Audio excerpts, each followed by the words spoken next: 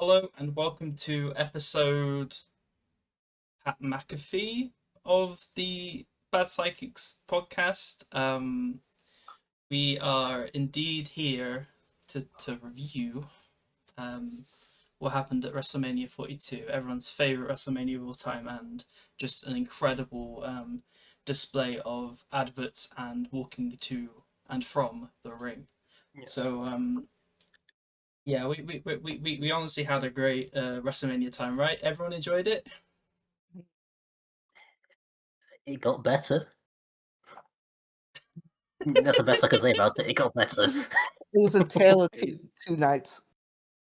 In the immortal very- words of my boss at ORW, WrestleMania fully delivered.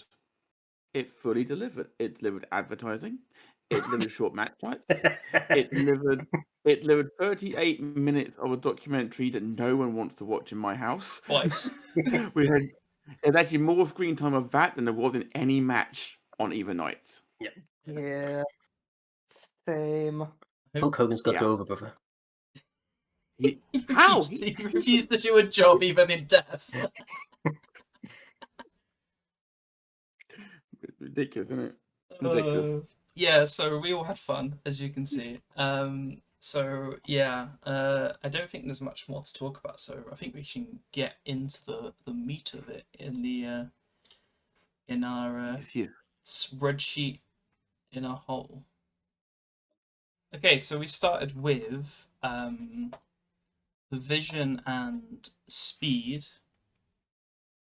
versus the Usos and the Knight,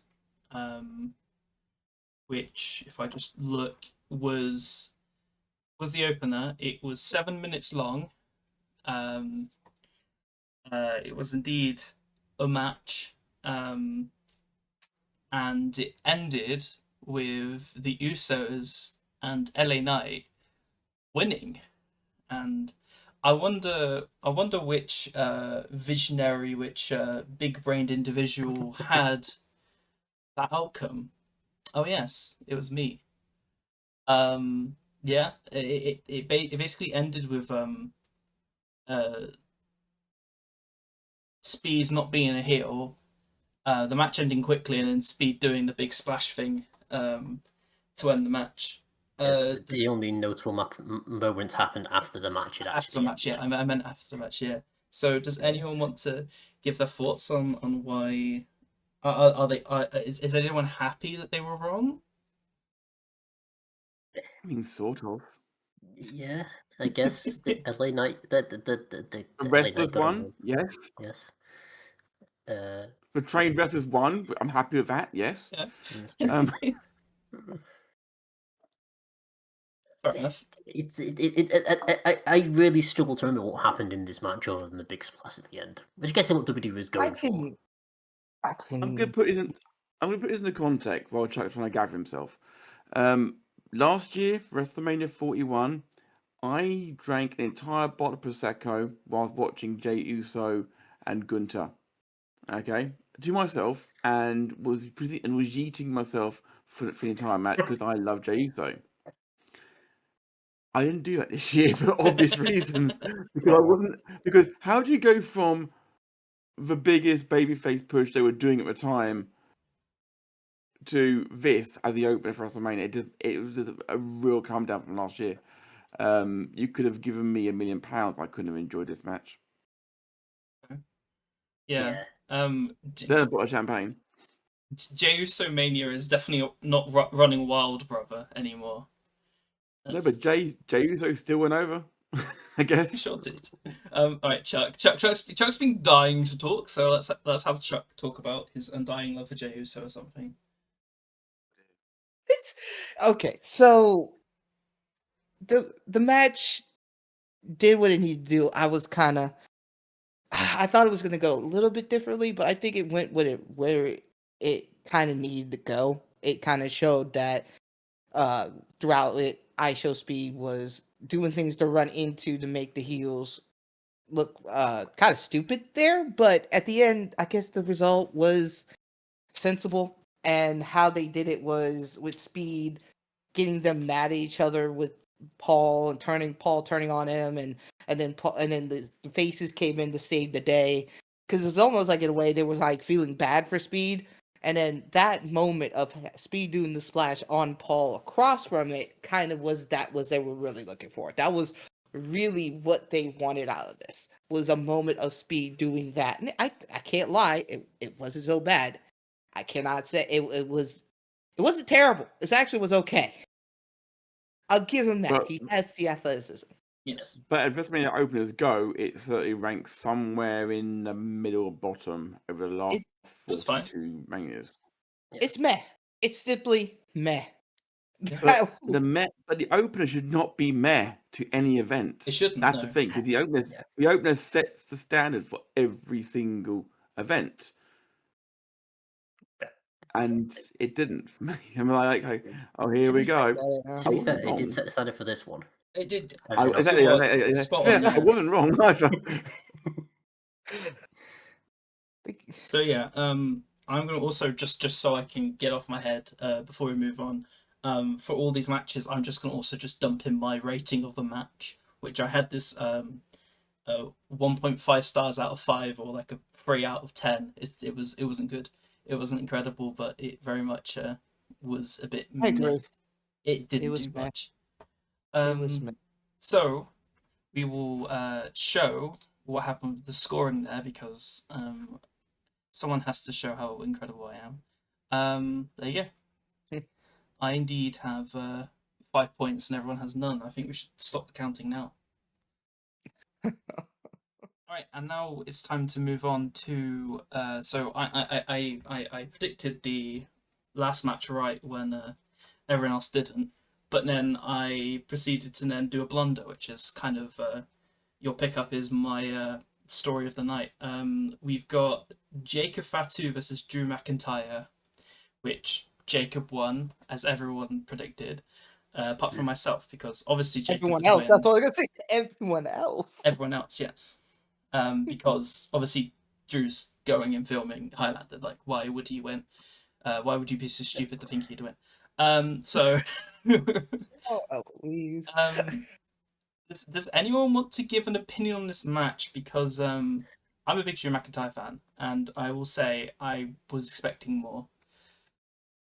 So I believe the match should have been called Street Fight. That it would have been better shown as what it was. A unsanctioned match should have been a bit more physical, violent, bloodied. And it's just like, what is this idea of an unsanctioned match here? Like, what are we doing? Like, if it was like this Las Vegas street fight, it would have been more in line to what it was.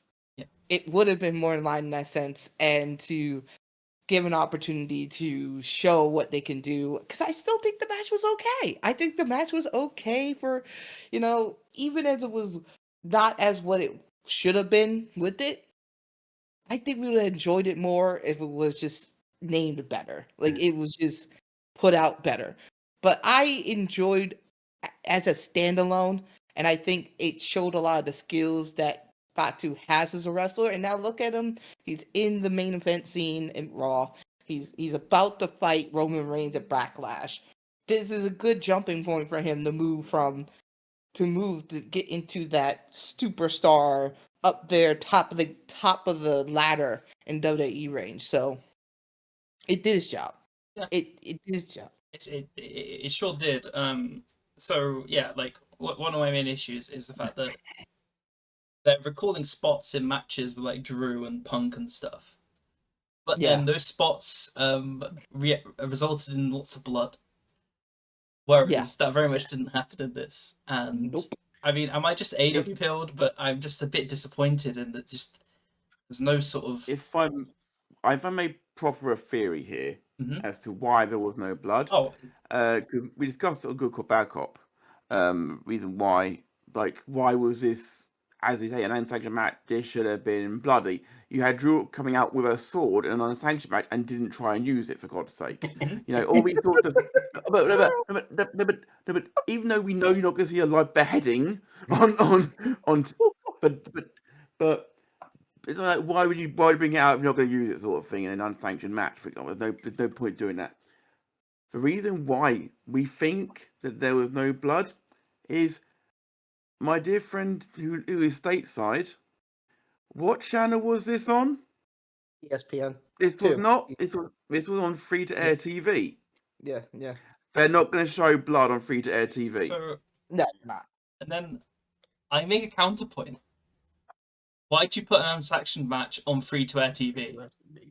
Believe me, I had the same argument. I had the same argument that this is what people wanted to see. Why give it away? The wrestling, I think they gave it away because they wanted to get as many eyes onto it before they say, "Oh, now you can watch the rest of this great night on the app." So And I I think agree, that but by the same token, then you limit what you can actually do on it. Yeah. Ironically, Night 2 had a similar hardcore environment for one of the matches, and they pulled off a banger. Ironically enough, so that's my 2 cents, as it were. Anything to add before we move on, Mel? Yeah, I mean, the only thing I can add is probably Dave rated this 4.25 stars. I don't know what the fuck he was watching. What? Yeah, Dave rated this 4.25 stars according to Cage Match. Please tell me what Dave thinks of these matches, because I love to hear the thoughts of the interesting man Dave Meltzer. I only know what rating Uncle Derv gave for Night 2's main event. That's the only one I know. Yeah, Okay, we'll see that when it comes. But I want to bring this up because this seems very out of place, considering I think the general consensus of the matches is he was fine. yeah. So they were expecting more. I mean, this is a running thing throughout the entire card, so I'm not going to harp on it the whole way through. I want to get out of the way now, sort of thing. Given the match time they were given for each match on the card, they did fine. Yeah, they did well. I put together matches. I'm granted for an indie show. I put together matches with a strict time limit, and it's longer than you think sometimes, but it's also really not long at all, because usually that time is from curtain to curtain. Yeah. Where a big act with is bell to bell. It's not a lot of time at all. So the fact that, I mean, how long was this one? It's about 14 minutes. 14 minutes of actual ring time. 20 minutes, but yeah. Yeah, because they weren't hanging around in the entrances either, were they? No. Not in this one though. No. We did get a 20-minute advert between the two matches, but you know.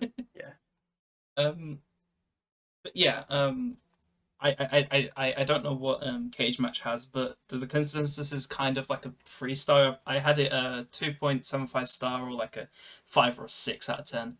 So it was fine. It did its job. I was a little bit underwhelmed, which is kind of better than a lot of the other matches that we'll get onto. So yeah. Now, points wise, it's just a reverse of what happened the first time. There's not much to talk about. 5 points to everyone else, 0 points to myself. Then we move on to it was the co-main event on night 1, which is Liv Morgan defeated Stephanie Vaquer in 6 minutes 51. Yeah. So half of us went with Liv winning, which was me and Chuck, and the other 2 went with Stephanie and went with Stephanie. Yeah, I can't say I remember too much about this one, so Chuck might need to take it away. Also, real quick, they gave the unsanctioned max a 6 on Cage. Yeah. On Cage Match. So yeah, it's about what it is on Dropkicked. Yeah. So Liv versus Care was just showing off Liv's new song that just nobody. Forgot about that. Oh, I forgot about that. It was like a semi-music video. Like only dogs and cats can hear you. Bring it down an octave. It's only a semi-music video that, they came out dancing and all this jazz and showing off. What's it called? Trouble? Well, Yeah. that WWE's in trouble if they keep doing this. Hey. That is just. I think this is their problems. And you know what's funny too? I think you said this always that I had the shortest match for like a couple of matches until this one. Yeah, I think this is the one that got a view even on night one. And it just blink if you miss it. It was quick. Judgment Day came to just interfere. It was starting to get into gear. You would think that, hey, maybe Fakir will kick out of this next Oblivion. Nope. 1, 2, 3. Morgan's champion. And I knew this was gonna happen. I don't think WWE's upper brass thought Fakir's title run was very good. And then we find out later she may have been injured anyway. So she's gonna be out for an extended period of time. Okay. Yeah. So she may have been injured even during that match itself. And that even makes more sense now why you get Morgan as champ and give time for Fakir to recover. So there's that. But yeah, the match was blink if you miss. The song Trouble, which just gave me trouble just listening to it, and it's just, I mean, that was it. Outside of the special entrance for Liv's song, this could have just been chucked on any episode of TV, and it would have been fun. That was that is what the feeling you're gonna get all night. Yeah, that's true. Yes. Yeah. Yes. I think that the company group chat actually called it Saturday Night Raw. Yes. Yeah. Really, Saturday Night SmackDown, because most of these matches are SmackDown matches. And then Well, to go back to what you said about Jacob Fatu, let's not forget he's a SmackDown guy fighting for Raw Championship on Backlash. Oh, fuck. Bloodline. Yeah. Which, if you It- think it- about it, Saturday Night SmackDown actually just rolls off the tongue better. Like it should. I mean, I'm not denying that. You think it's I funny. can see it not work. I can't see him going with it. I mean. But no, of course not. But still, Yeah. it rolls off the tongue better. But yeah, this is what the night felt like. so Fair enough. I got two things before we could probably move on from this because there's not much more to talk about. This is very disappointing match. One thing is Liv Morgan's performance of Trouble is surprisingly not the worst case of lip syncing of the night. So the worst lip syncing's in Becky's match, with the band that played it down. So yeah. So there's that. At least Liv has that. And my second question is, what did our Lord and Savior Dave have? Dave had it as a 2. I have it lower than Dave, 1.75. Yes. Thanks, Dave. Cage Match had it about 3. The Cage Match has it 3.35, which I guess would be about 1.25. Yeah, it's about a 4 drop kick. No, like 1.75. Yeah, so it's about right. Yeah. Okay, it was a bit meh. Is the consensus then? So quickly, just the points, just as a sake of 5 to me and Chuck, 0 to the other 2, and now we go on to the match we're talking about, AJ Lee versus Becky, where Becky won the Intercontinental Championship, where all of us said that AJ was going to win, apart from Mao. Yeah. So, do you want to give an opinion on your victory there? Just another, just again, just the feeling they might way too short. If they wanted, they've had 3 matches. Well, they had 2 matches before this, in the intergender tag thing, and they kind of it's led up to this 8-minute there. There were bits where they were trying to do something. They were trying to recall things, but it just went too short, and it just kind of ended up like not as bad as the women's title match, but just not nothing there. It's Nothing fine. substantial. Yeah. Yeah. Mm. Yeah. Yeah. Um, Again. SmackDown. Yeah, it's going to be on SmackDown. Does anyone have anything interesting to say about this match? Apart from, as you mentioned about the lip syncing and where they actually left the stage before the song had finished, which I thought was probably one of the best and worst moments of the night for different reasons. I feel that they missed the trick by turning Jessica Carr heel here potentially, and having her turn on AJ and helping Becky win. I thought that would have been a really cool thing to do, and it looked like the way that they were going at it back and forth. I thought they were actually going to turn her. I was like, oh, this would be something actually quite interesting and exciting. Didn't do it. I was like, how am I booking this better than you? Seriously. Yeah. I'm in my pants with beer and I'm doing this better than you. What the fuck is going on? We're not gonna have a Nick Patrick ever again. I was about We're to say, not having. they should have brought on Nick Patrick. You're going way too far back with that one. What about just like 10 years ago with what's his name? He was in the pocket of the Authority. What's his name? No, it was not Charles Robinson because he was Flair's No, referee. no.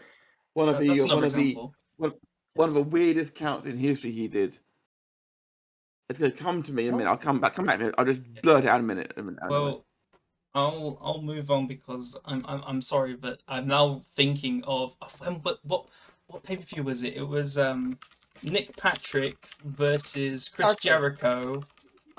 When Jericho had to wrestle Nick Patrick. That's World War 3, 1996. That's why I know, because I like the World War 3s. Where Chris Jericho had to wrestle Nick Patrick with one arm behind his back. And yes. Wow. Those were dark WCW days. I'll move on because we don't want to just start talking about you're talking about WCW. 96. They were on the rise. You're talking about that dark being WWE dark days, because 96 WWE was horrendous. Scott Armstrong. Huh? Scott Armstrong was the referee. It just came to me. Oh, okay. Thanks for stop. Okay.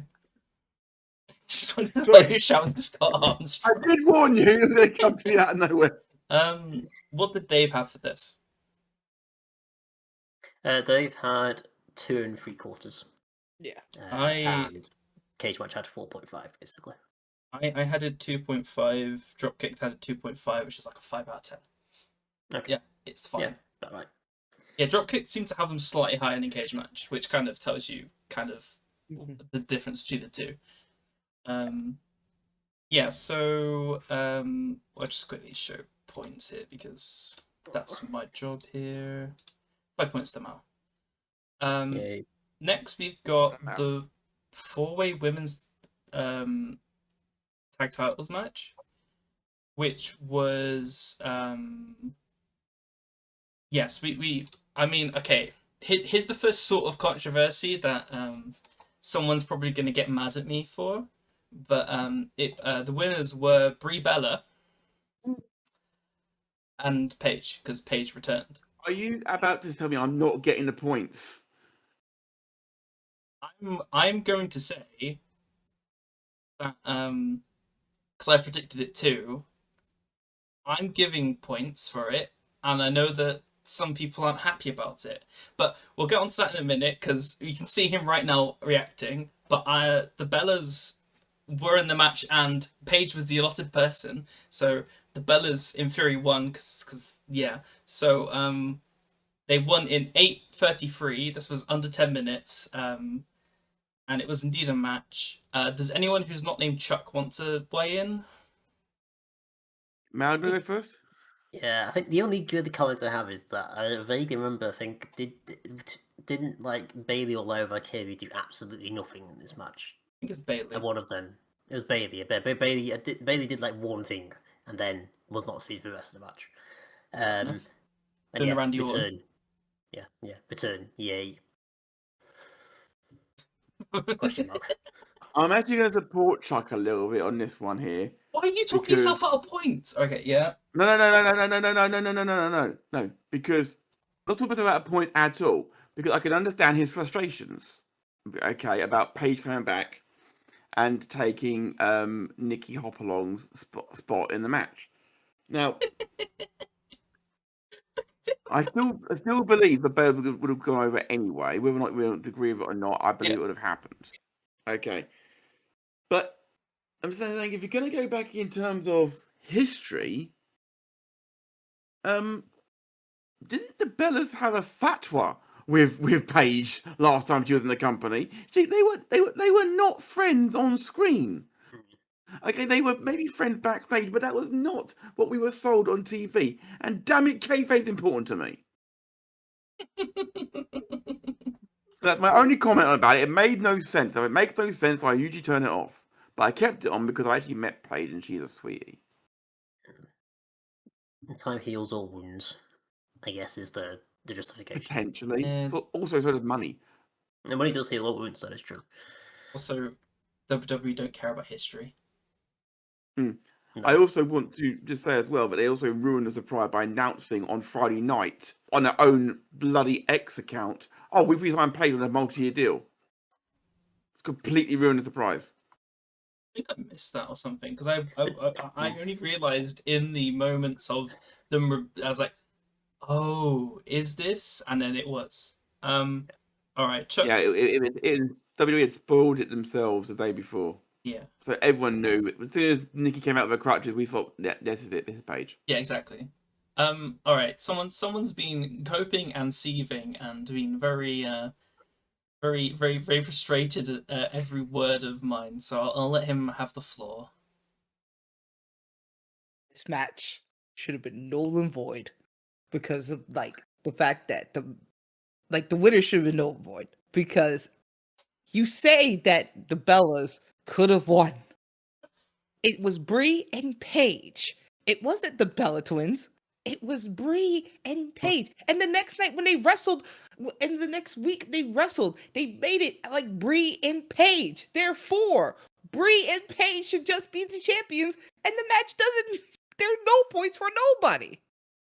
But whose spot was it? It was Nikki's spot, but she wasn't in the match at the end. She was pulled out of the match. And then they replaced with Paige, who took the place of Nikki, who in the four teams, that was the team that won. And I wasn't to know she was injured. She just happened to be injured. And just happened Paige popped out and it happened to be the winner. This is ridiculous. I'm loving the fact that if Z was hosting, I'd be Chuck right now. I am enjoying the power because I'm getting to be Z, and it is this. I understand why Z does it because I am Chuck right now, normally. So let me ask you this. Let me ask you in this case, Chuck. Let me just pivot this quite slightly at this point, okay? Let's say, for example, that Liv Morgan had got injured, and let's face it, they've got a concussion protocol going with Wrestlamania as well. What if she hadn't been able to fight and it'd been Paige instead? We hadn't given the points for Paige winning the championship. No, because that's not the match at the end. It was like. So you'd have been fine with it, is what you're saying? I would have been fine with it. That nobody gets points. Because that's not I'm calling BS on that one. Yeah. I'm calling absolute BS on that one. I would have been fine with that because that's not what the match happened to be. Chuck got replaced with Paige, then it's null and void. So much like Vince McMahon, you're taking Brie Bella's moment away from her. Okay, I see your point. Okay. No, what I'm saying is, points-wise, it's null and void. I'm not talking about for the night. Congrats to Brie and Paige. Good for them. I'm talking about for the point of this structure. It should have been no point. I can tell you, so no one decides to get misled by the words of Charles E. Sports Spencer. That is not what the points happened, and it indeed was 5 points to me and Matt. And that's how they'll stay, because I'm in control of this. And the Bella Twins to win! They didn't even... Brie won. Brie. It was only Brie, though! For it to be happening, had to be both. Nikki got involved. Both. What are y'all talking about, man? Nikki got involved. Me when I'm disappointed in the Nikki was in selection the of match more than Bailey cheeses. was. It was only Brie though.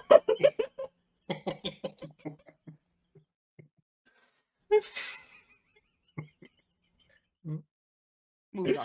Yeah. I'm Yeah, time to move on, I think. Yeah.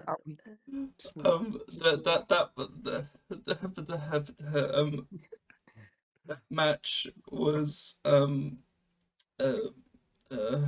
I gave it 2 out of 5. What did Dave give it? Dave gave it 2 3/4, and Cage Match gave it 4.5 again. So 2.5 on dropkicks. That's like a 5. Okay.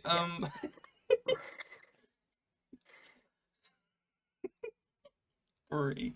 God, he's thieving. He's thieving. This is really funny. Okay, we'll move on to arguably a much better match than the match of the night, which is Freebird moves my ass. hey, Freebird, yeah. Oh, I'm shut up now. Gunther, who defeated Seth Rollins in 17 minutes and 52 seconds. And the prediction wise, we all went for Gunther apart from Matt, who had Seth. And we were all right apart from Matt, who had Seth. Does anyone want to talk about the really good match we witnessed, we were treated with? Finally, something good on this show. A pity about the ending. That kind of was usual running bollocks, but I guess it's the vision. Bron Breakker came back, which is nice. I think he came back in this match, didn't he? Mm-hmm. Yes. Okay. So yeah, that's nice. Yeah, it was I think if they had, again, I must think, been given more time and been given not an entire faction running in to do some bullshit, it's going to be really good. But it was still very good, I would say. Yeah, it kind of follows the Gunther sort of format. But I think Seth had a bit more, got a bit more on Gunther than most of the others have done so far. Which I guess it makes sense because you need to, give him something because he's just come back. So yeah, I think this was a nice, refreshing taste of actual wrestling on a show filled with not wrestling. Matt, what were your thoughts on the fact that Seth didn't win? I got it wrong. I predicted everything in this match was going to happen. I just had the wrong outcome. That was all. I thought Vision get involved. I thought Bron Breakker would return. Got all that right. I just called the wrong finish. That's all. I admit when I'm wrong. Chuckles. I mean, the quad. I mean, Chuck, should this be null and void because Matt was wrong? What? Oh, okay. Oh, good. I thought I was a bitch. Look, I didn't. Okay, I wasn't meaning the match should move void. But anyway. Move on.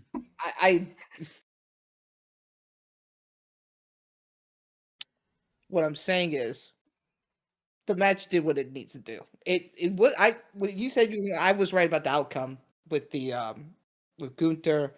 I felt like they needed to get a good back win for Gunther. This was what they exactly needed to happen. And I was right about some other things too, we'll talk about later, within this match alone. So I think this was the structure of the match that I thought I was going to see, and it really came to be, even especially with Braun. Yeah, that's kind of where it goes. It was a good match overall. It really showed off what Seth could do against Gunther. They have good ring chemistry. It was a solid match, and even with the ending coming, I saw it coming. The spear that Braun did on the second time onto Rollins was a bit off, but it's what it is. I seen that it was a way to get Braun back into the fold for things, and here we are. Indeed. So what was Dave's opinion? Dave gave this 4.5 stars, which I think is pretty valid. Maybe tad overrated. Yeah, I gave it 4.25. Yes, Cage Match gave it 7.75 effectively, so whatever that is on the Dave scale, about a 4. Sort of 3.5. Yeah, 3.5 to 4. Dropkicked has it 3.9, so that's just under 8/10. Just probably quite. I mean, Yeah. it was a good match. I did enjoy it a lot. And the issues were obviously what everyone said, but it was generally a good match. So obviously points wise, fights to everyone but Matt. And we now move on to the main event of night 1, which was Randy Orton versus Cody Rhodes, and Cody Rhodes defeated him in 22 minutes 44, which we all got right. Oh wait, what's that? Chuck got Randy Orton as the winner? Hey Matt, I hear you want to have a word. Chuck, I called you an idiot for picking Randy Orton, and I stand by my claim. Because I think that even Z could have seen that it would be Cody Rhodes. In fact, I think even Stevie Wonder could have seen this. Ray Charles as well. Even Randy Orton would have picked Cody Rhodes to win his match.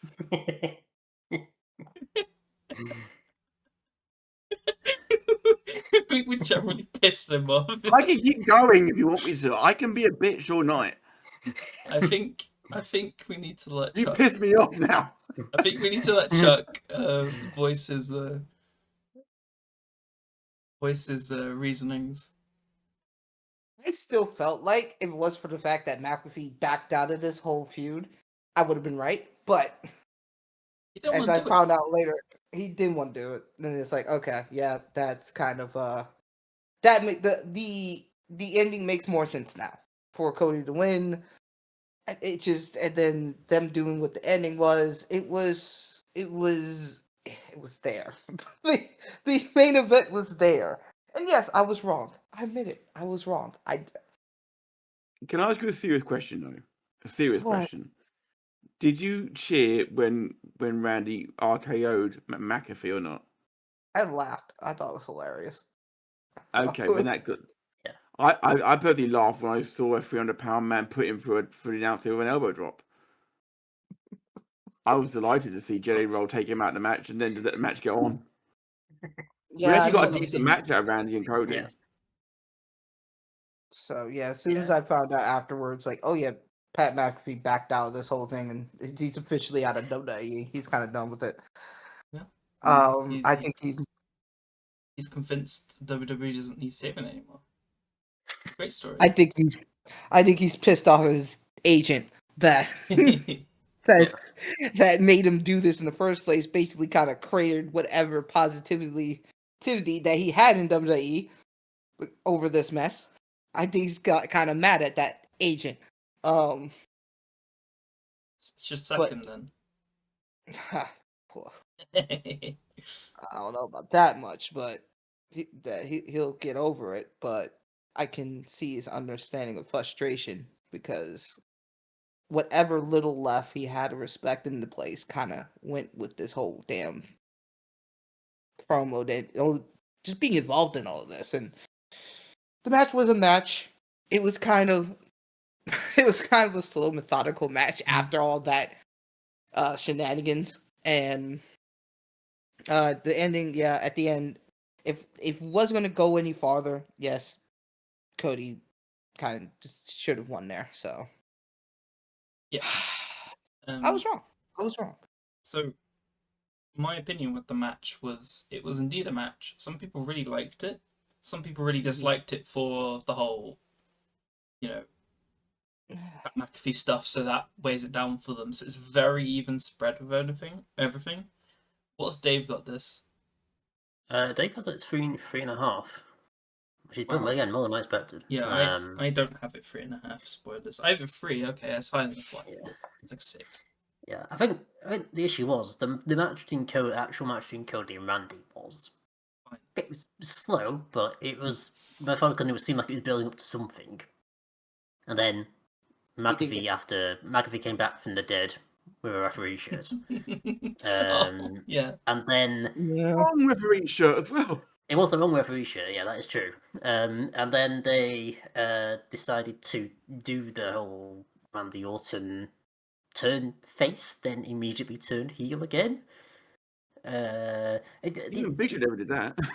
Yeah, the ending didn't make much sense to me. Like they had like Orton doing more face and face things and Cody doing some slightly heely things during the match. They could have feasibly done a proper heel turn. They could have had McAfee say just I don't know, count Orton's pin and then that 2 just go flip the bird, and then Randy Orton has a reason to give him an RKO.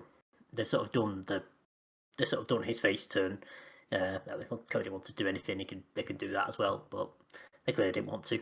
But then they had Orton attack Cody after the match and then just stand tall at the end, which would have been more of a SmackDown ending rather than getting into a Mania.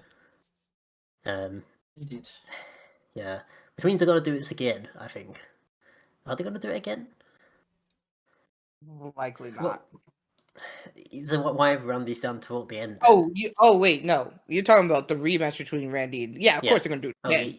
I think SummerSlam. Okay. So yeah. I think probably next Mania, actually, more likely. Could be next Mania. Okay. Because according to a lot of rumours, a certain Second City Saviour is penciled in for SummerSlam against Cody. Oh. Okay. Yeah, maybe it's gonna next year's WrestleMania then. Spoilers for the main event of night 2. Indeed. Yeah. Cool. All right. Quickly, points wise, do 5 points for everyone but Chuck. And now we move on to night 2, which is, I think we've already said it, but we probably all prefer night 2 over night 1. Oh yeah. It wasn't even a competition. And part of the reason I liked night 2 so much was the opener, which was really good, which was Obafemi defeating Brock Lesnar in 4 minutes 46, which is, spoilers, the shortest match of the 2 nights. Which is exactly how you needed to do a Obafemi match against Brock Lesnar. Yep. I think this is almost the example of a perfect way of booking a match for this Mania, in my opinion. Well, obviously, I'd prefer Brock Lesnar not being on the card, but if you're going to have to use him, you used him to help over. Did we all have this? Yeah, we did. This was one we were unanimous about, and we were all correct. So, anyone want to talk about the match? Go So refreshing seeing at WrestleMania a finisher be protected. Yeah. I don't give Brock Lesnar a lot of credit for a lot of things, given his extracurricular activities, shall we say? We'll leave it at that. However, we talked about it on the predictions version. Brock and Oba, they put off the best build to Mania without saying a bloody word. I wanted the day after we recorded, they actually did a promo and it sucked. But I was still hyped for the match. And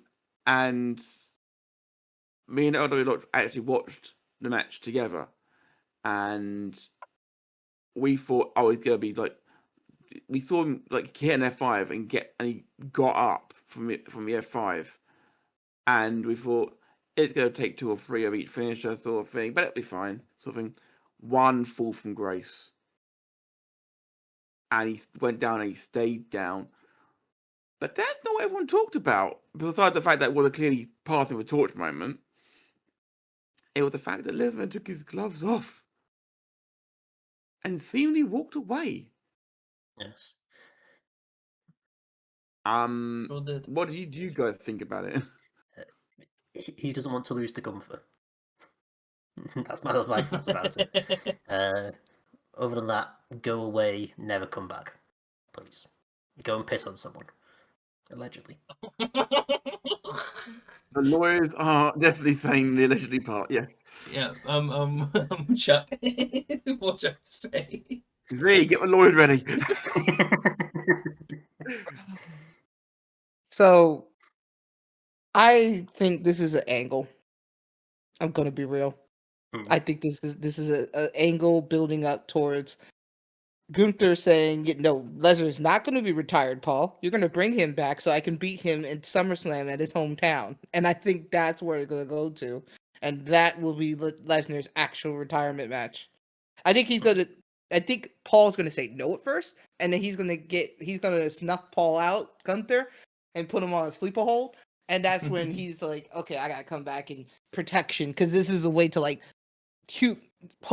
make Lesnar feel good for the audience, I guess. Kind of make him the face in this. Even though, again, it's Lesnar. That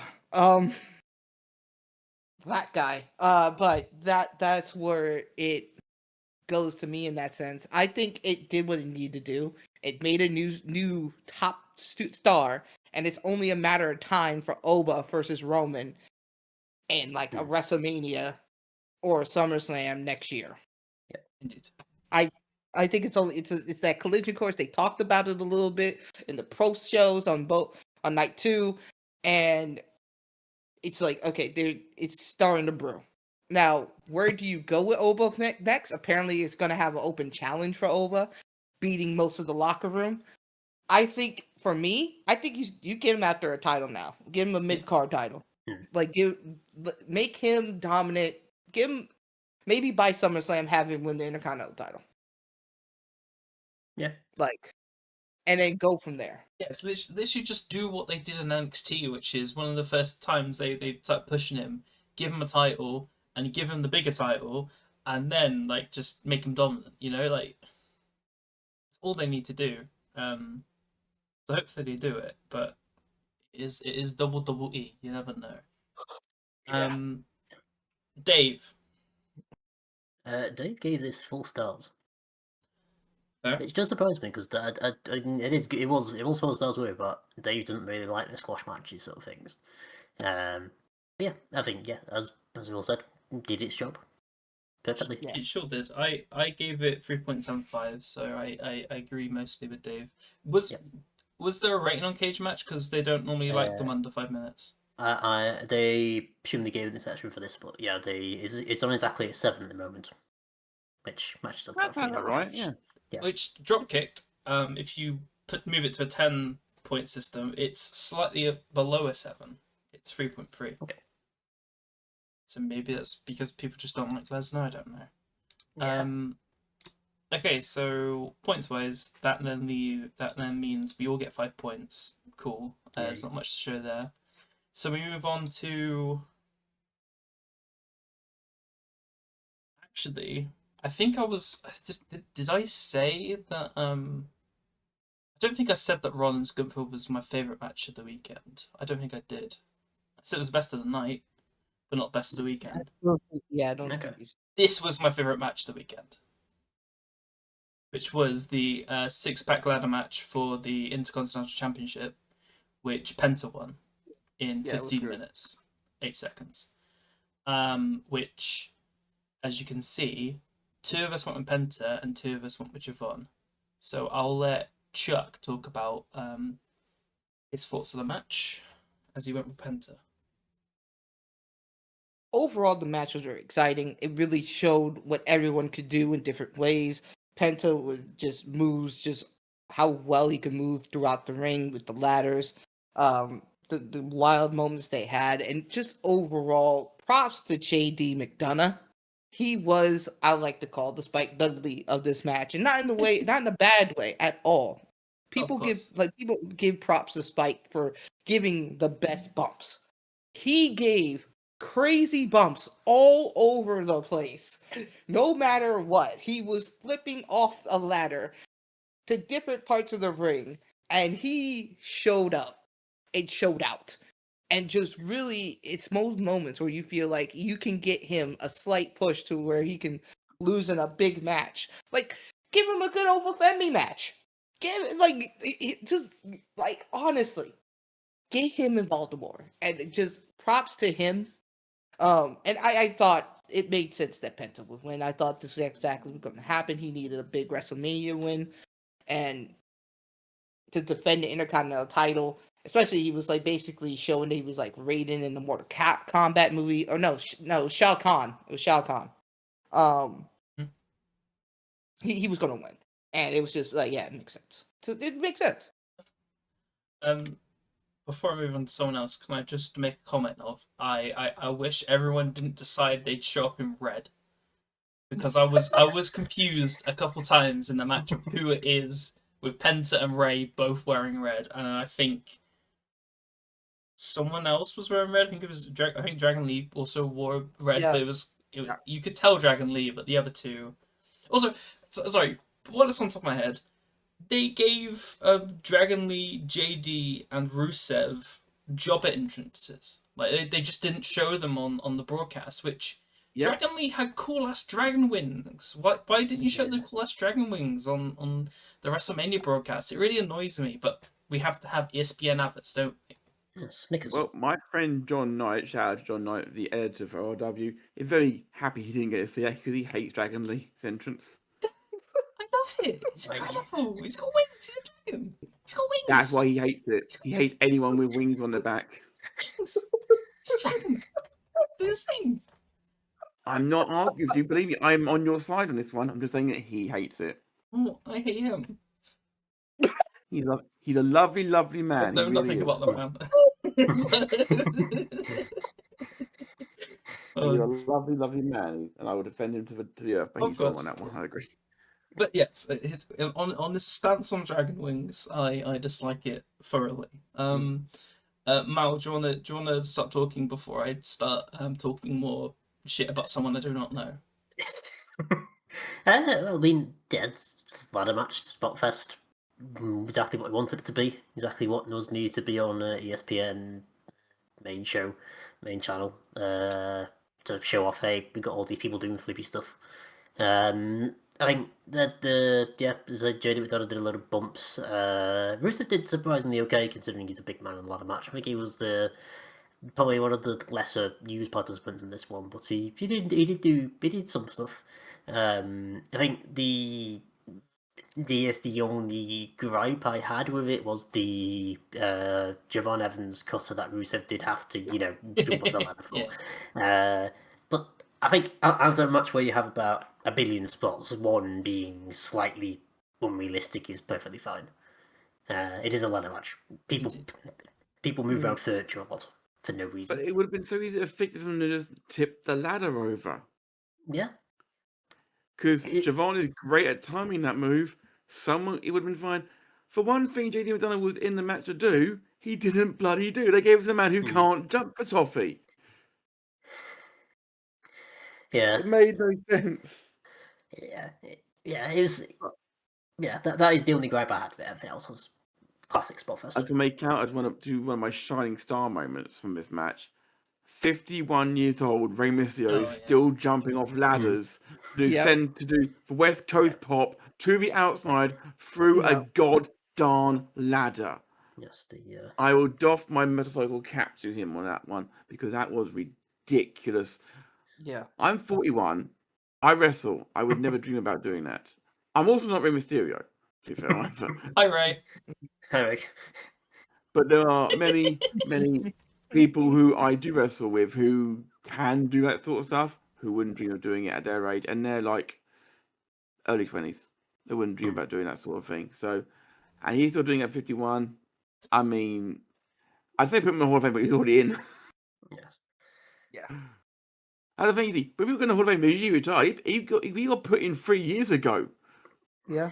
Yeah. But at 39, he went in, and he's still going. Yep. Sure is. He'll never retire. He will never retire. He Too is many the Terry snails on Funk. He is a modern day it- Terry Funk. It was interesting the moment that Gunther was announced to be facing Seth. It almost all of a sudden Ray was suddenly fit to wrestle Yeah. WrestleMania. All right. Dave. Dave gave this 4 3/4. Same. Uh, I gave this 4 3/4. Yeah. Dropkicked has it 4.2, which is just under 8.5. Yeah, Cage Match gave it 8.1, so slightly on the Dropkick this one. We very much I very much overrated them compared to others, but I don't care because I enjoy spot fests and it is indeed everything I wanted it to be. So Yeah, it was really good. it very much delivered. Talking about delivered, I delivered 5 points as well as Chuck. That was a great segue. That definitely wasn't mid. All right. It's now time for Jade Rhea, which Rhea won in 10 minutes, 8 seconds. Wow, they Yep. gave more. They gave 10 minutes to a women's match. Well done, WWE. So we all said Rhea'd win, apart from myself. Does anyone want to talk? I think this is one of the best matches Jade Cargill has had. I think Not a lot. We're It's talking not a high bar, mate. it's not a high bar. AEW or WWE. Yes, it's not a high bar, but they managed to make it be reasonably good. That's fine. Yeah, there's lots of interferences as you'd expect from this Io Sky coming out and saving the day was nice. Yeah, this is perfectly serviceable, and it gets the title off Rhea, and gets that title onto Rhea to do something with, and basically breaking up Rhea, which is a bit of a shame. Not sure what Jay Cargill's going to do. Catering. Retire. Yeah. Jimbo? TNA. MLW. JCW. That was a Juggalo Championship Wrestling. Give her to Russo. Top of the card. Top of the card. Oh dear. Oh. Okay. Matt, do you have anything to say? Nice to see Io Sky for a bit. How was she not on this show? How was her versus Asuka not on this show? Seriously? Building into it for almost a year, they didn't put it on the bloody show. Nope. So I'd have watched that more than AJ versus Becky, for example. I'd have watched it more than that. But sometimes we don't get what we want. So the rumor I heard was the reason that wasn't on this card was because they had Asuka and Kairi as backups just in case the Bellas couldn't do it, and then obviously they found a solution. But now knowing what happened to Kairi, I don't know if that was true, but that was the rumor. Probably someone made that up so they wouldn't get in so much shit for just completely not having that on this card. Well, even if they were, maybe they would have been losing, and maybe that would have been actual opening to have Asuka beat up Kairi to a point where she stretchered off, and that's how that would have been better than just Kairi disappearing into the wind. Poof! Give us anything. Anything. Indeed. Poor Kairi. We want Kairi, whatever the hashtag is. Okay, so I'll just add the points for everyone. Here you go. Everyone enjoy extra 5 points because I make great predictions and then do stupid predictions. So yeah. At least we're in this together, Louise. I thought Orton was gonna win. Yeah, I was hoping Jade would win because of the heel faction and stuff, but no. Makes sense. And then we move on to Sami Zayn versus Trick Williams with Lil Yachty, where Trick won in 7 minutes. This build sucked, and the what's come after sucks, and I just hate it so much as Gingerbread Man. The post been great, I don't know. And we got Wait, you don't like the funeral of the Gingerbread Man next week? I thought that happened. No, it's next week. Oh yeah, because because Sammy killed the Gingerbread murder Man. happened last week. Yeah, okay. Yeah, Sammy killed the Gingerbread Man, and now needs a funeral apparently. Also, Lil Yachty's now permanently with. Unalived him. We've got to say unalived. We can't say that, can we? We're not getting monetized, Matt. There's no way this is ever gonna get monetized. I'm more worried about getting cancelled. Killed the Gingerbread. It's a funeral. The Gingerbread Man got killed. I said the M word. That's different. In any case, I've never seen a double turn. I've never seen a double turn happen because of a mascot murder. Yes. Before, so it's different, I guess. It's different. Oy vey. So Yeah. I mean, I got this very, very wrong. yes. In the end, and I don't mind the fact I got it wrong because it's something different, I guess, in a way.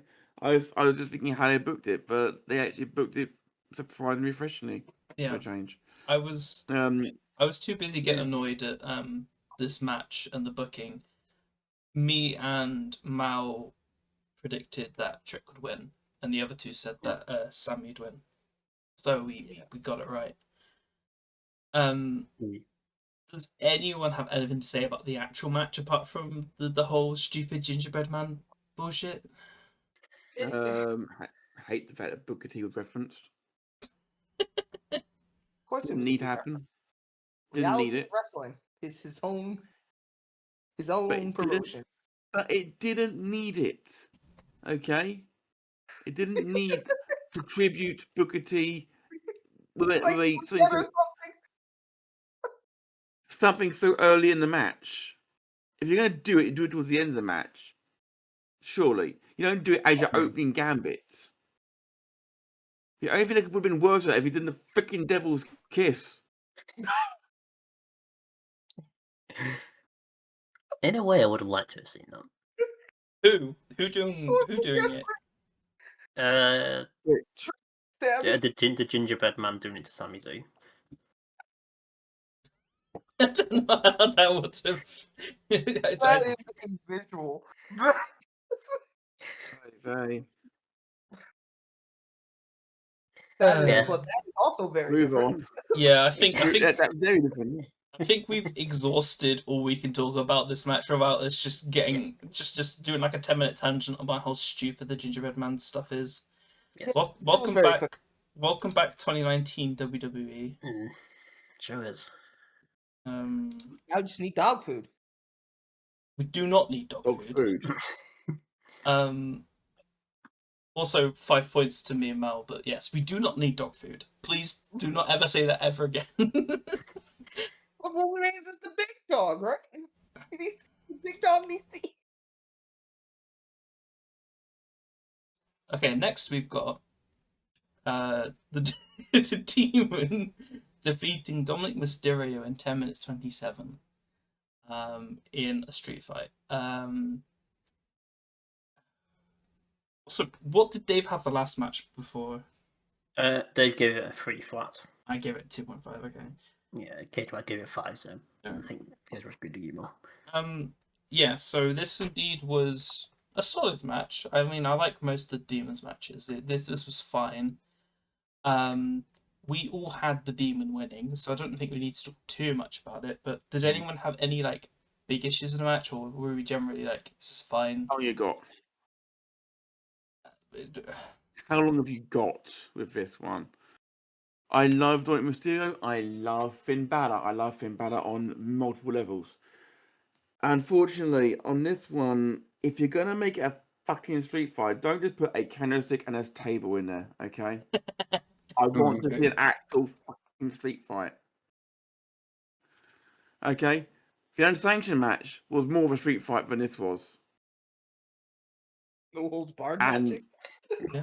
I don't know. Like, give us something. I've said this a lot on this show. Give us anything. Anything. Even better. Yes, technically, Dominic had his head trapped in the chair when a dropkick was done on him. That looked halfway decent, don't get me wrong. But it does feel like they had gone through the match, had their match all planned, and they were told last minute, oh yeah, it's now a street fight. And they had to come up with something on the fly to make it into a street fight. If they'd have had been announced like weeks ago, sort of thing, this would have been a lot better. I feel it was my least favorite match on the card of this night, and that's unfortunate because I'm a big fan of both the workers. I mean, fair enough. I don't think I had a match rated lower than. I think I had a match rated lower than this. Oh yeah, I definitely have Sami Zayn trick lower than this. But that's fair. I mean, it was definitely one of the mid matches. Anyone have anything else to say? I think Matt summed it up. Honestly, it was kind of a bit of just a bit underwhelming. I mean, it was nice to hear Demon Finn's theme again, and have the engine stuff. But yeah, Which was a surprise. Yeah, exactly. Right. Well, I'll move on to the main event on night 2 then. What did Dave have it? Dave gave it 3.5. Bit high, I think. I gave it a 3. Coach Matt had it as 5.5-ish. 3.2, so about over a 6 on Dropkicked. Okay, 5 points to everyone. Main event on night 2. Roman Reigns versus CM Punk. I was right. You all were wrong. What more? Sure. What more is there to say? I predicted Roman Reigns would beat CM Punk, and it was a 33-minute, 56-second match. Yeah. I indeed did predict the winner. Does anyone want to talk about this match? Because I think this match, if I remember correctly, was good. I enjoyed it. It was a banger. Like, honestly, Yeah. the way they really went after each other and had a great consensus story that they talked about over the weeks of Punk being old, Roman having just been having the cockiness he does, and just really coming in of Punk was not going to give up easily. He was going to take everything he can out of him. And just how this match really went, him being over the elbow drop to the downstairs desk, the how it just really was a great classic of what story was told and how it all made sense, and the ending really worked. Just the way that he tried to do a second go to sleep after the first, with the classic Roman hitting the ropes, getting right to the shoulders, and as Punk was trying to get up, he just couldn't do it. He just lost all the momentum. He had no energy in him, and the way he was missing the punch he was trying to hit Roman on just showed he was out of energy. Spear, 1, 2, 3, champion. You know what? I was wrong, but I've been wrong the best way. That was great. That was great. Anyone else have anything further to say? Pepsi Phil pulled a match out of Roman Reigns, which I have not seen before. I didn't think Roman Reigns was capable of a match of this quality.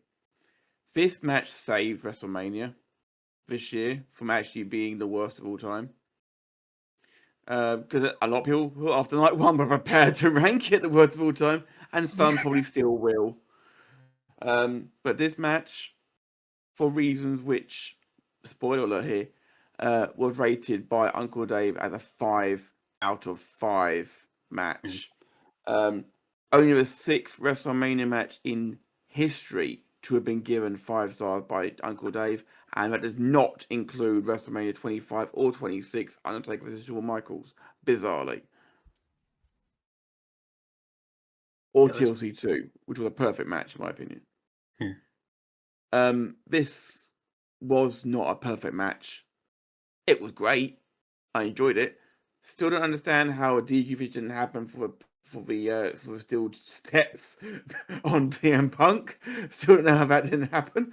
But I was prepared to let go because I was in the moment and I was very, very tired at that point. I didn't have the energy to shout at my screen. But it was a great match to watch. I'm okay with being wrong. I'm less okay with what happened the next night when Punk was like, "Yeah, I didn't win," sort of thing. I don't really mind that much. I want your belt next, Cody. I'm like, that kind of takes a little bit of a shine off it. If you come out the next day and you're like, I can't wrestle, I can't do this, I can't do that. But he didn't. He literally came out, put Roman over one line, and then said, you're next, Cody. I'm like, cheers, Phil. Way to kill the momentum.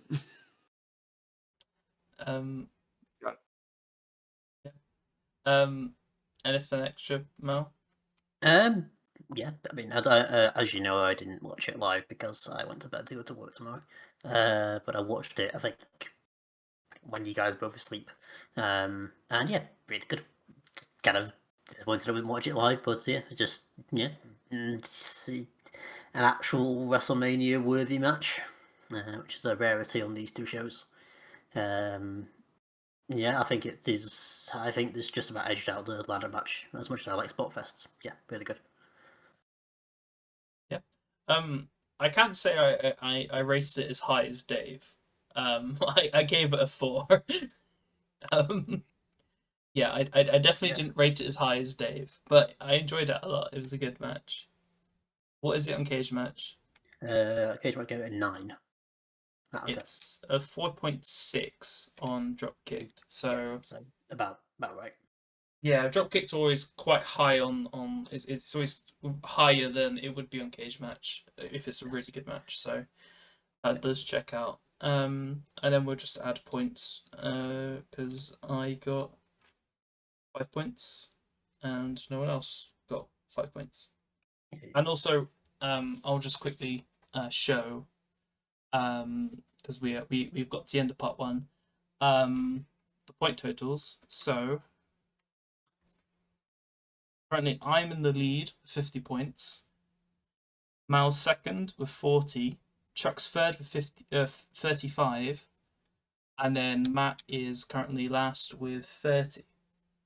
But that can definitely all change in our part 2 with all the miscellaneous questions. So we'll see what happens then. It's now time for part 2, which is just us doing our miscellaneous predictions. So the first one is how many title changes there were on the night, which I think I remember how many there were. I should have written them down. I'm pretty sure there's 5. So 2 of us said 4, 2 of us said 3. So I'm pretty sure there was 5 title changes. If anyone wants to just back me up. Quick count. 5, yeah. Yep. Yeah. So the rules for this one were 5 points if correct. None of us were correct, so it's just none of us got any points. And then the next one was the longest match, which is pretty self-explanatory. 3 points if you're correct. The longest match was obviously the main event in night 2, which me and Mal said. Matt said Cody Randy, which is respectable. That was a 22-minute 44-second match. Yes. And then Chuck said the women's tag match, which was 8 minutes 33. Do you have anything to say for yourself, Chuck? I did that off a meme, so I memed. Oh, is it a meme now? It's a meme now, is it? You did. I did that because I don't know why I did it. I really don't know why I did it. I have no idea. It wasn't even the longest women's match. Yeah, I don't know why I did it, but here we are. I mean, I was wrong. Indeed. So that was 3 points from me and Mel. As we move on to the shortest match, which was the same points as the last one. The shortest match was Oba Femi versus Brock Lesnar, which we all said. Oh wait, what? We didn't all say it. Chuck, 6-man. You thought a ladder match would go shorter than. To be fair, No, this wasn't the ladder match. It was the. Oh Yeah. yeah, sorry. This was the opener. Sorry, my bad. We went through this last episode too. I should have changed it. Still, I mean, okay, that's respectable because that's the third shortest match, and it was only a second longer than Trick Sammy. So okay, all right. I apologize, Chuck.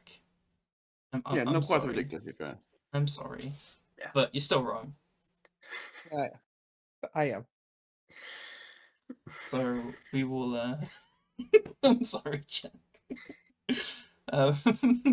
So that was 3 points. So we all get 3 points apart from Chuck, and then we move on to referee psychics, where we predict the main referee. 5 points if correct per night, 2 points if there's a run-in. I think there were run-in referees. I don't think it would have. Well, I don't think no one said Pat McAfee, so that didn't count. Everyone said Charles Robinson. I said Rod Zapata. Charles Robinson was the main event night 1 referee. Rod Zapata was the main event night 2 referee. So I very much still got points for that, so that was fine. Everyone gets 5 points. Yeah, well done to Zapata as well for clinching a main event at the bottom, as it were, because referees don't get enough shout outs. Yeah, I think he got it at least some. I think he got SummerSlam main event of a night 2 as well. So or a night 1. One of them, because I did the same thing for the SummerSlam one, and I got points. And no one got points because Charles Robinson was injured for that. But now everyone gets 5 points because Charles Robinson is indeed alive.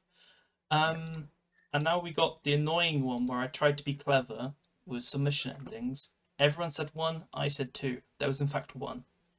That was Gunther Rollins, where he submitted him. So I messed up and I've made good predictions and then I drop predictions. So everyone gets 3 points apart from myself.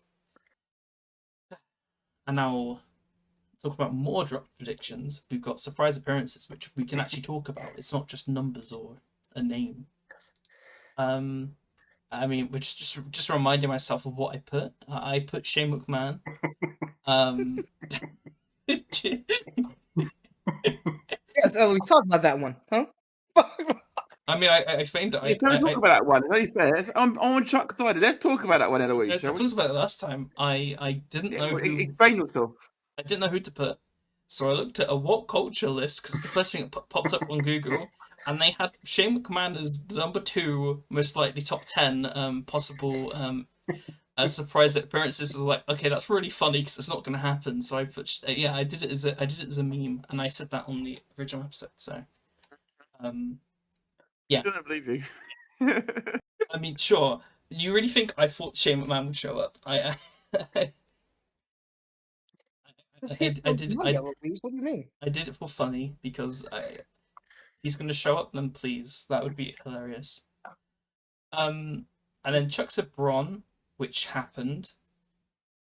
Mouse said Bianca, which weirdly happened, but not in the way you were thinking. Yes, I did not realize Bianca was preggers.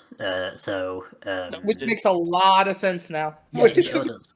Yes, so I'm glad you didn't get involved in the match because that would have been quite dangerous. Yeah. But yeah, it's nice for it to come out and interrupt John Cena and say, "Hey, I'm preggers." I mean, talking about interrupting John Cena, Danhausen also showed up, which is what Matt said. It was certainly a segment of all time. The safe one. Thought the safest one I made all night. That one. Sure was, and he indeed. What amazes me is that none of you picked it. I mean, yeah. Well, I had a safe pick about Breaker, so. Yeah, your pick was really safe too. I mean, it was solid, Chief One. I was more worried about our illustrious host who didn't. Yeah, Shane should have turned up. It would have been a great. It's just Shane. Yeah, Shane it turned up. It should have been Turn Shane the instead of door. Danhausen, of course, yes. But yes. Or Shane instead of Bianca. Shane should have been pregnant. I was about Yeah, to make a angle. point how I'm not gonna give Matt any extra points because technically like 11 Danhausen showed up, but I only want the one. I only want the one. Vinny Cool. Danhausens don't count. I wouldn't have done that anyway. So there you go. Enjoy your 5 points, everybody. I don't have any. And now we've got the armbar, the Angelo Giant Battle Royale, Yes. which, I mean, unfortunately wasn't won by Kit Wilson. It wasn't won by Carmella Hayes the second time in a row, and it wasn't won by a returning Ilya Dragunov. It was indeed won by Roy Skis. Yay. So, I mean, it's pretty self-explanatory. You happy, Mel? Yeah, this was a bit obvious, to be honest. Indeed. It seems like the perfect thing to give him. I also point out Kit Wilson got eliminated second or first He in was that match second as or first, yeah. It's Yeah, what you said. so- And Carmella Hayes wasn't even in the match. well. That is true. He was not. Yes. So He wasn't even in the match. Ilya wasn't either, so... he No, was. no. He was. Yeah, Oh, he was he? Wasn't he like? I think he did quite well, didn't he? Oh, I think he didn't, was I like one of didn't the watch it, so I It just was a assumed. crime he didn't win it, but that's just my personal opinion. best. I've no problem with Royce Keith winning it, by the way. I'm Yeah. very pleased for him, to be fair. But come on, we all love a bit of Ilya, don't we? Sure do. The only Russian we all like nowadays. the only likable Russian right now. Yeah. Hmm. 5 points to Mal. Yay. Well, I'm out. I'm on a good streak here. I've got all the ones but the title changes right so far in Yeah, the you miscellaneous predictions. you indeed has done quite well with miscellaneous predictions. Alright. Wrestlamania. I have to... This is one where I'm gonna have to... I have no opinion. I'm gonna have to see what everyone thinks. But Braun Breaker, that's fine. I get points for that because Braun Breaker did show up. Yeah. So that's fine. Sheamus didn't. No. Joe No, he Hendry wasn't on Raw, but it was announced he'd be on the next Raw. And I think they showed like a graphic with Joe Hendry's face. They did. And I think they showed that on the broadcast. And I'm like, I don't think that should count, but if anyone wants to really make a compelling case, I might, but yeah. I think personally it was ruined by the fact that he showed up on the SmackDown beforehand. I think he was. I think didn't he pop up He on entered SmackDown before the leaving? Honor Giant Battle Royal, yeah. Yes. It was the last appearance. Yeah. So So wasn't really surprised. I So mean- yeah, I'd be happy to take 0 I mean, points. Braun Breaker wasn't really surprised, but we didn't know it beforehand. I was more annoyed that they had Ethan Page turn up the first week and Joe Hendry the second week. The other way around would not have changed Ethan Page's debut on main roster at all. I was a bit annoyed about. I'm annoyed. I mean, I'm prepared to take no points for this. But if Mal can make a compelling case for us both to get 5 points here, I will happily back him. No one I'm gets just points for annoyed I that. didn't. Yeah, I'm just annoyed I didn't pick Ethan Page because that was my second option. So- Likewise. Yes. Likewise. So Or anyone who debuted. There's so many debuts, but not the hottest guy on NXT. It makes no sense to me. Yeah. So that means I get 5 points, no one else does. Yeah. And then we move on to our bonuses. So unfortunately, well, we'll go with Matt's first because Matt's obviously didn't Yeah. happen. Loser of Rose Orton was not added to Reigns Punk. So And I'm actually happy to be wrong there, to be fair. So that means that Matt got, what was it? -3. Sure. And then we got the two similar interference ones, which was Chuck saying there'd be 2. Well, there definitely was 2. And then Mao saying there will be 5 or more matches that have outside interference. I think we counted it was 5. I think it was 5, yeah. So Mao got it perfect, which means Mao got 9 points and Chuck just got 4. Chuck just broke even. So he still got 4 points. But there was indeed 4. Now with mine, I said celebrities, which I didn't get it right. Yeah, I believe there was only 3. It was 3, which is still a lot. But yeah, there's Jelly Roll, Pat McAfee, and Lugiotti. yes.